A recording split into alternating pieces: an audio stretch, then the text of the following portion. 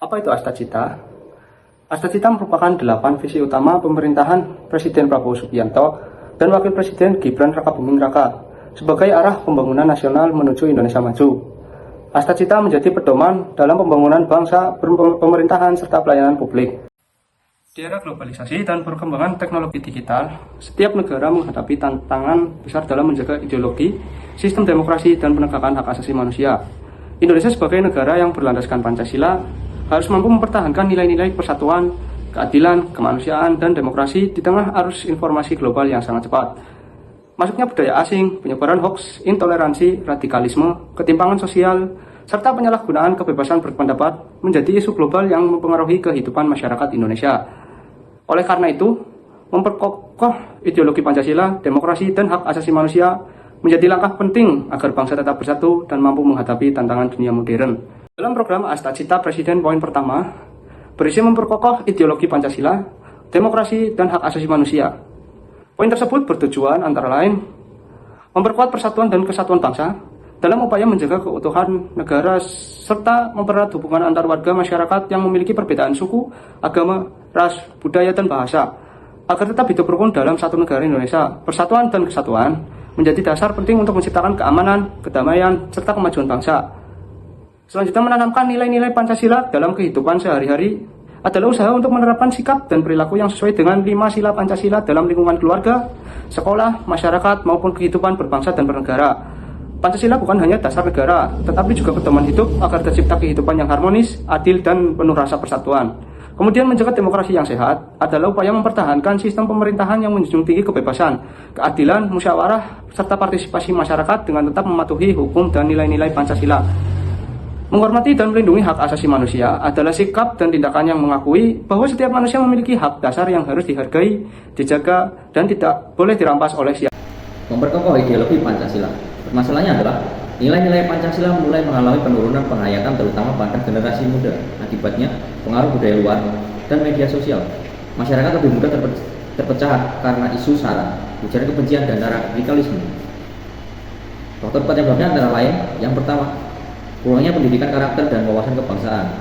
Kurangnya pendidikan karakter dan wawasan kebangsaan merupakan kondisi ketika masyarakat, terutama generasi muda, tidak memahami dan menerapkan nilai-nilai moral, kedisiplinan, tanggung jawab, cinta tanah air, serta semangat persatuan dalam kehidupan sehari-hari.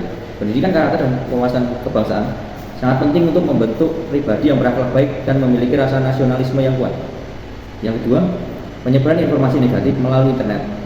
Penyebaran informasi negatif melalui internet adalah penyampaian atau penyebaran konten yang bersifat merugikan, menyesatkan, provokatif, atau tidak sesuai fakta melalui media digital seperti media sosial, situs web, aplikasi pesan, dan platform online lainnya.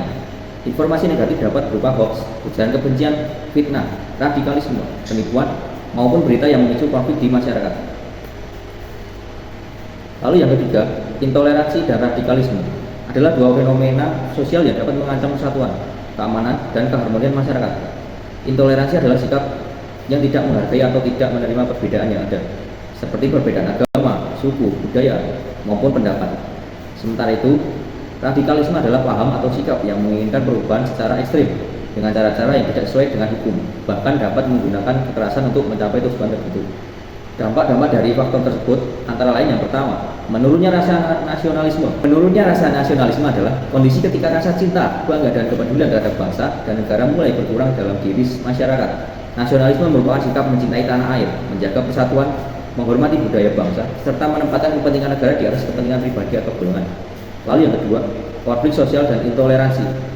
Konflik sosial dan intoleransi adalah dua permasalahan yang terjadi dalam kehidupan masyarakat akibat perbedaan pandangan, kepentingan, suku, agama, budaya, atau status sosial yang tidak dikelola dengan baik. Dan yang ketiga, lunturnya nilai gotong royong.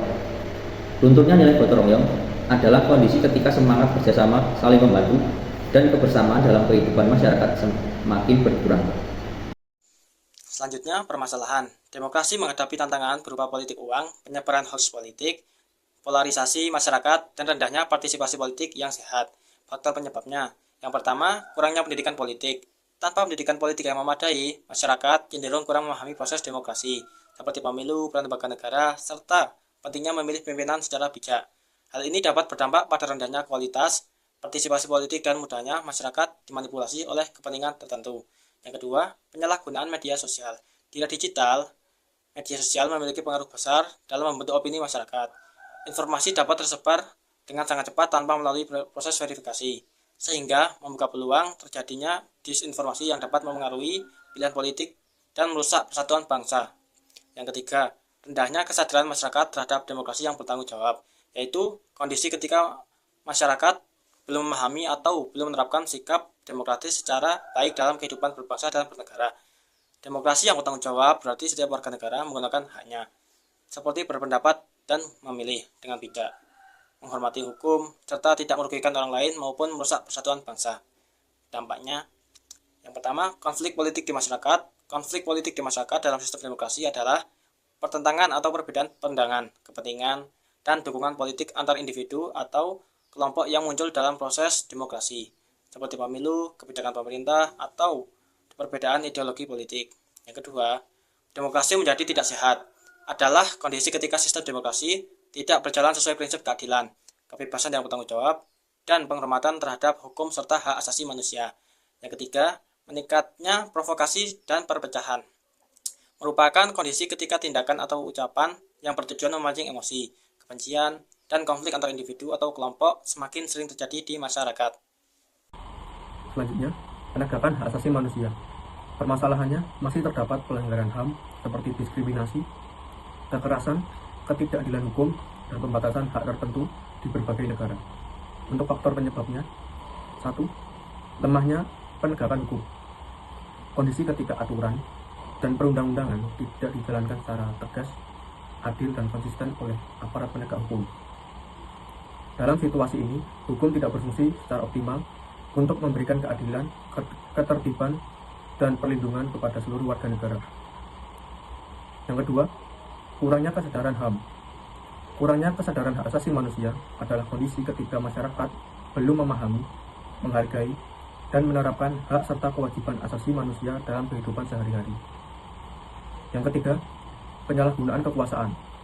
Penyalahgunaan kekuasaan dalam hak asasi manusia adalah kondisi ketika seseorang atau pihak yang memiliki wewenang seperti aparat pemerintah atau pejabat tertentu menggunakan kekuasaannya tidak sesuai dengan aturan dan melanggar hak-hak dasar warga negara. Tindakan ini dapat berupa perlakuan tidak adil, diskriminasi, kekerasan, penahanan sewenang-wenang, atau pengabaian terhadap hak-hak masyarakat. Untuk dampaknya, yang pertama, hilangnya rasa keadilan. Kondisi ketika masyarakat merasa bahwa perlakuan keputusan atau penegakan aturan tidak berjalan secara adil, seimbang, dan tidak memberikan hak yang semestinya kepada setiap orang. Dalam situasi ini, hukum atau kebijakan tidak lagi dipandang sebagai pelindung masyarakat, melainkan dianggap berpihak atau merugikan kelompok tertentu. Yang kedua, konflik sosial dan kemanusiaan. Peristiwa pertentangan yang terjadi dalam masyarakat yang melibatkan individu atau kelompok akibat perbedaan kepentingan, nilai, keyakinan, suku, agama, budaya, atau kondisi sosial ekonomi yang berdampak pada terganggunya hubungan kemanusiaan serta ketertiban sosial. Konflik ini tidak hanya mempengaruhi hubungan antar manusia, tetapi juga dapat menimbulkan penderitaan, kerugian, dan pelanggaran hak asasi manusia. Menurunnya kepercayaan masyarakat terhadap negara ketika warga negara mulai meragukan kemampuan, kinerja, dan komitmen pemerintah serta lembaga negara dalam menjalankan tugasnya untuk melindungi, melayani, dan menyejahterakan rakyat. Yang ketiga, menurunnya kepercayaan masyarakat terhadap negara. Kondisi ketika warga negara mulai meragukan kemampuan, kinerja, dan komitmen pemerintah serta lembaga negara dalam menjalankan tugasnya untuk melindungi, melayani, dan menyejahterakan rakyat. Kepercayaan masyarakat merupakan dasar penting dalam hubungan antara warga dan negara, agar pemerintah dapat berjalan efektif dan stabil. Selanjutnya adalah tabel pemecahan masalah dari contoh-contoh di atas. Yang pertama tadi adalah permasalahan menurunnya pengamalan nilai Pancasila. Lalu apa alternatif pemecahan masalah? Yaitu memperkuat pendidikan Pancasila dan karakter di sekolah. Apa itu yang dimaksud? Yaitu adalah upaya menanamkan nilai-nilai Pancasila serta membentuk sikap, moral, dan kepribadian peserta didik agar menjadi warga negara yang berakhlak, disiplin, bertanggung jawab, dan cinta tanah air. Pendidikan ini tidak hanya berfokus pada pengetahuan, tetapi juga pada pembentukan sikap dan perilaku dalam kehidupan sehari-hari. Lalu siapa saja pihak yang berperan? Yang terutama adalah tentu saja pemerintah. Pemerintah sebisa mungkin membuat kurikulum pendidikan yang mampu memperkuat pendidikan Pancasila. Lalu ada sekolah, di mana para guru-guru mengajarkan tentang Pancasila. Lalu keluarga, dimulai dari keluarga yang hal paling kecil, mengajarkan tentang pendidikan karakter dan tentang Pancasila. Selanjutnya permasalahan yang kedua adalah penyebaran hoax dan ujaran kebencian. Apa alternatif masalahnya? Yaitu meningkatkan literasi digital dan pengawasan media sosial, yaitu upaya untuk membekali masyarakat dengan kemampuan memahami, menggunakan, dan menilai informasi digital secara bijak, serta memastikan penggunaan media sosial berjalan sesuai aturan dan norma yang berlaku. Literasi digital tidak hanya mencakup kemampuan menggunakan teknologi, tetapi juga kemampuan berpikir kritis dalam menyaring informasi, menjaga etika berkomunikasi, dan melindungi data pribadi. Dan pihak yang berperan tentu saja adalah Kominfo, atau sekarang jadi Komdigi, di mana Kementerian Komdigi sebisa mungkin membatasi ujaran kebencian, hoax, dan apapun itu. Lalu ada masyarakat yang berpartisipasi, menyaring terlebih dahulu apa itu berita yang terjadi, apakah benar atau hanya sebuah hoax. Begitu juga media massa, tidak serta-merta langsung menyebarkan tanpa klarifikasi. Jadi dari analisis tersebut, memperkokoh ideologi Pancasila, demokrasi, dan hak asasi manusia merupakan langkah penting dalam menjaga persatuan, stabilitas, dan kemajuan bangsa Indonesia di tengah perkembangan global yang sangat semakin kompleks. Untuk menghadapi tantangan global tersebut, diperlukan penguatan pendidikan karakter, peningkatan literasi digital, penegakan hukum yang tegas, pembinaan nilai kebangsaan, serta memperkuat lembaga hukum dan HAM, menanamkan nilai persamaan kepada masyarakat. ASN juga memiliki peran penting sebagai teladan dalam menjaga integritas persatuan dan menerapkan nilai berakhlak dalam pelaksanaan tugas sehari-hari. Kesimpulan dari presentasi ini adalah memperkokoh ideologi Pancasila, demokrasi, dan hak asasi manusia merupakan tugas seluruh masyarakat Indonesia. Tantangan global seperti radikalisme, hoax, intoleransi, dan ketidakadilan harus dihadapi dengan pendidikan, penegakan hukum, serta penguatan nilai kebangsaan.